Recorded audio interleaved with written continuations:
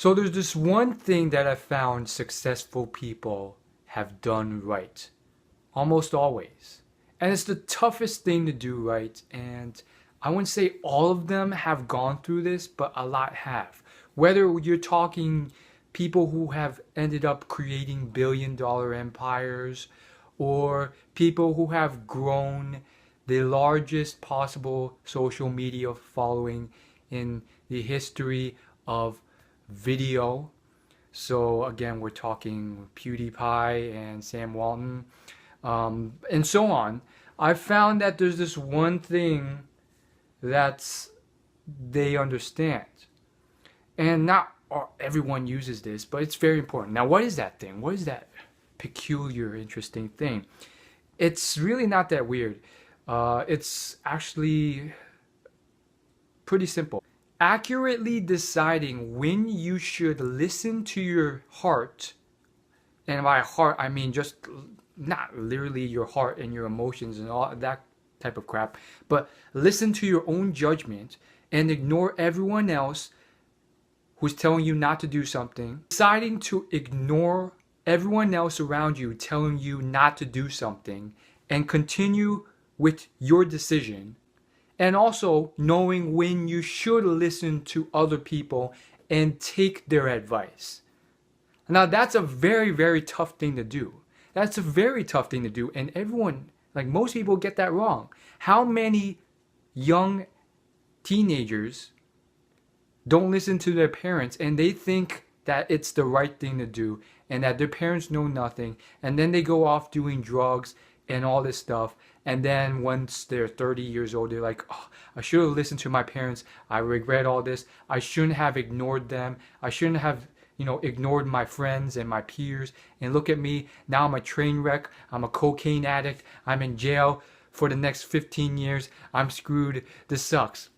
And so that's a very tough thing to do. And I mean, you're probably someone who has the good sense, if you're still watching this video, to actually have a bit of humbleness. Otherwise, for the most part, you wouldn't be watching this video. You would just be off doing your own thing, probably something outdoors.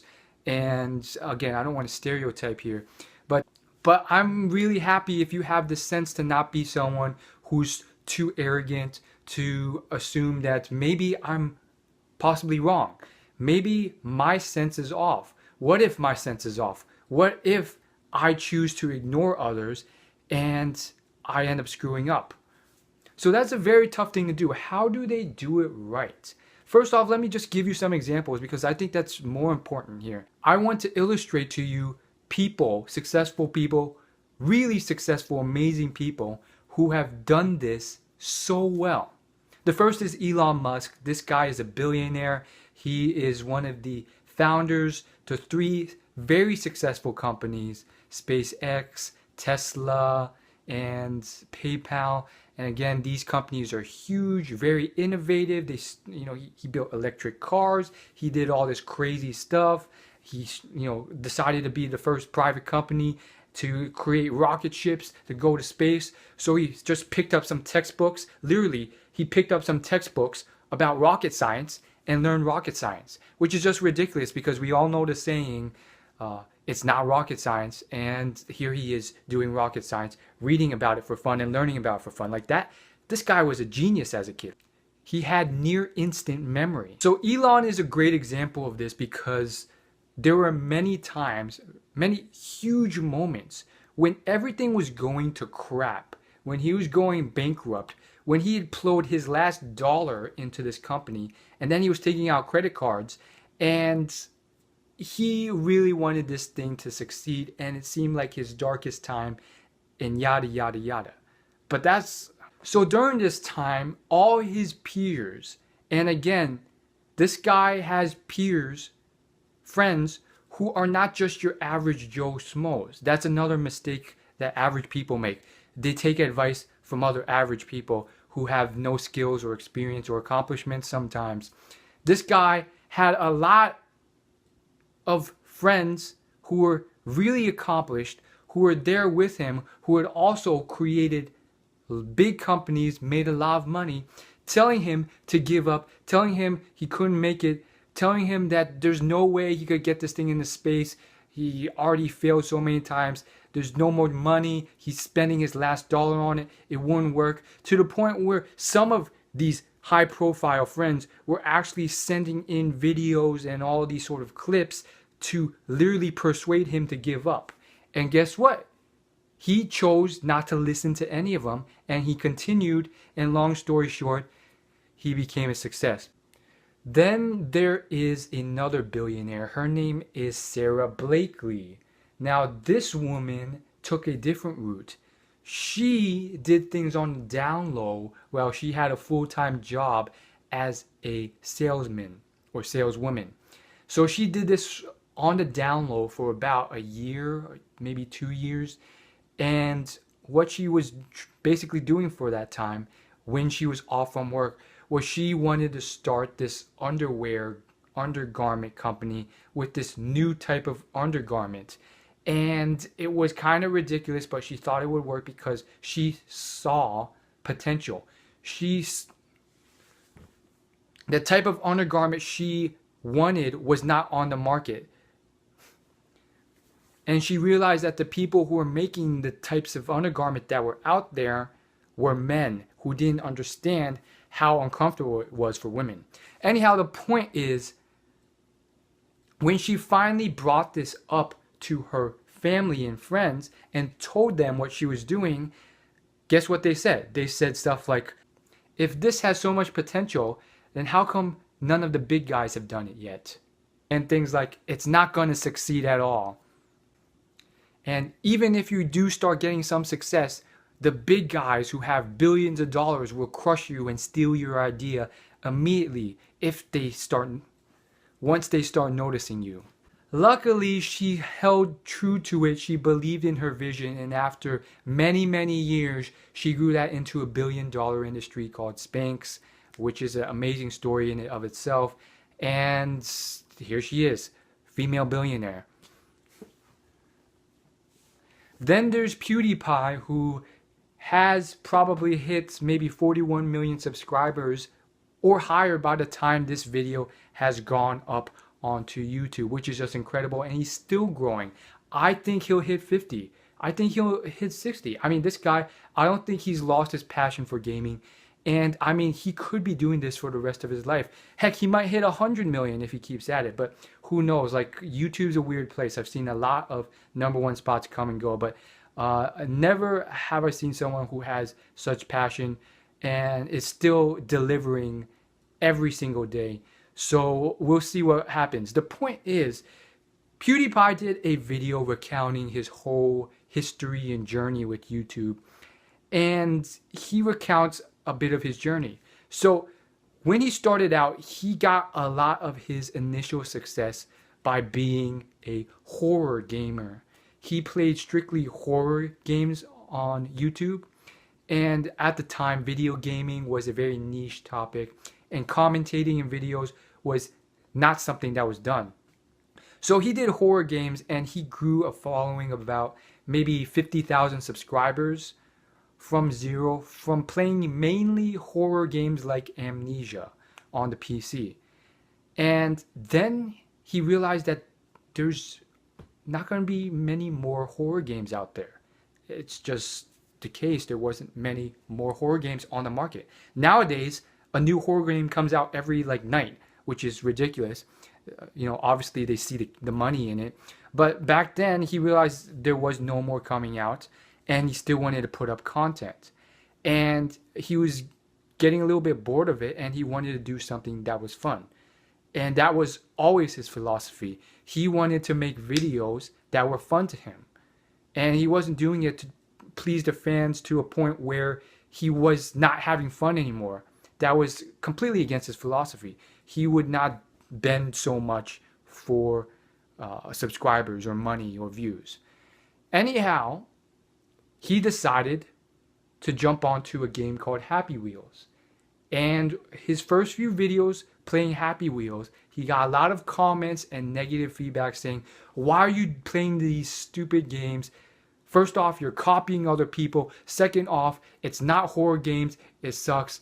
all this sort of crap about, don't do this, don't do this, don't do this. And he said something that was, again, very iconic and reminiscent of a lot of similar stories. He said, sometimes you just got to listen to your own gut, and sometimes you don't. And he chose to listen to his own gut rather than follow what his viewers said. And so even though his viewers were saying, this is stupid, why are you making these stupid videos about Happy Wheels, to this date, Happy Wheels is still one of his most successful series on YouTube. Now, for someone who doesn't watch YouTube or that sort of stuff, you may not understand the significance of this. Well, Happy Wheels has garnered hundreds of millions of views as a video series on his YouTube channel, which equates to, most likely, based off my calculations, maybe $100,000, $200,000, $300,000. But that's not the point. Like, he wasn't doing this for the money, and more so, it's just a great illustration about, going with his gut. So that brings us to the question, well, what about us? How do we know when we should follow our own gut and our own decision, and when we should listen to other people? What if we get it wrong and we don't luck out like these people? What if these people just had a natural sense of luck? Maybe they were just lucky and they chose the right decision at the right time. What about us, though?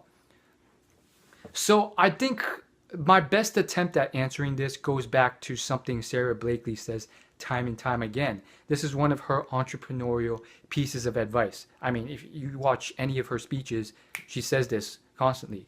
If you read the book Getting There, which I did an interview with the author, I'll leave a link somewhere in this video. Otherwise, you just search it on my channel. She says this quite a few times. She says that you want to sometimes avoid consulting and telling your friends and family about an idea, because sometimes, even though they have your best interests, because sometimes even though they want what's best for you, they will tell you it's not possible and tell you you can't make it, and that's not going to help you. That's going to bring you down. Now I want to contrast that with one thing Elon Musk says. He said a couple of times that it's important to bounce your ideas off different people. Because if you bounce your ideas off other people, then they will tell you things that you overlooked or you didn't think of, or that you were overconfident. So that's strange. Why would he say something like this when he didn't listen to other people? I think to summarize this whole thing up, and again, this is just my opinion, which may be wrong and may just be my way of analyzing this, I don't know, but I would say what you want to do is, you can bounce your opinion off other people because it does help. Like, you on your own, with your own perspective, you tend to miss a lot of things. You're biased and you only see things from your perspective. So whether it's whether it's an essay you're writing, or a video you're filming, or a business venture you're starting, there can be a ton of things that you just miss or you forget about. And therefore, having a team and people to bounce off stuff helps you see those mistakes and perfect that craft. Having said that, that doesn't necessarily mean that you should always agree or listen to what they have to say. And sometimes, maybe if you're not the type of person who can withstand influence, or you're too easily brought down or discouraged by other people, then you don't listen to them. And in addition to, and also you try and avoid, too much feedback, like Sarah Blakely, especially early on, so that you don't get brought down too much and told and convinced to give up. And finally, I think this is probably the most important thing of this entire video. So I'm going to tell you this, and thank you for staying until now, because I think it's the most important. And therefore, I'm giving it to you as a thank you for staying until the end of this video. I think the common theme that PewDiePie, Elon Musk, Sarah Blakely has is that they loved and enjoyed what they were doing. And because of that, it was a situation where there was little downside and enormous potential upside. Elon Musk is a great example. He loved what he was doing. He really, really wanted to get a rocket ship into space. He really, really wanted to get Tesla Motors and the electronic car business fully functioning and to be at the top of the industry. And if he failed, who cared? This guy literally lived off $1 a day for fun for an entire month just to see if he could. Had he failed and went bankrupt and whatever else happened, he had nothing to lose. He would have been back to where he was and probably smart enough to make more than $1 a day to support himself. So he had no real downside. He wasn't like at risk of dying from doing this. Sarah Blakely, same thing. Had she continued and failed her business, at least she kept trying until some other force forced her to fail, rather than herself giving up. And even if she fails, what happens? She's back to being a salesperson. There is no downside for the most part.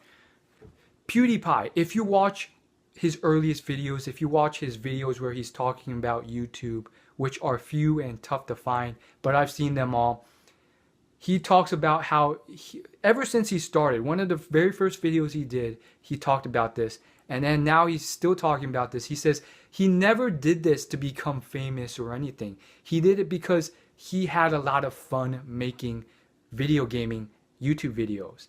And he loved it and enjoyed it and did it.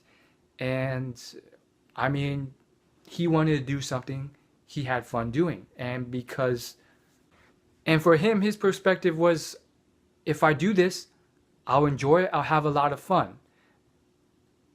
If I don't do it, then maybe my viewers will be happy, but I won't have a lot of fun. This channel will die anyways, kind of, because there's not much more horror games I can do. So, I mean, there's really no downside, really nothing to lose anyways. Again, that's just my whole model and theory of this whole thing. Could be potentially completely wrong. As always, like and subscribe. I think I've just lost my voice from talking so much, and this thing's going to be really hard to edit because I messed up so many times. As always, thanks for watching, and I'll see you in my next video. Peace. Hope you liked this video. Of course, if you're new to this channel is all about self-development and success. You can hit the subscribe button below for free updates every Thursday. Otherwise, I will see you in my next video.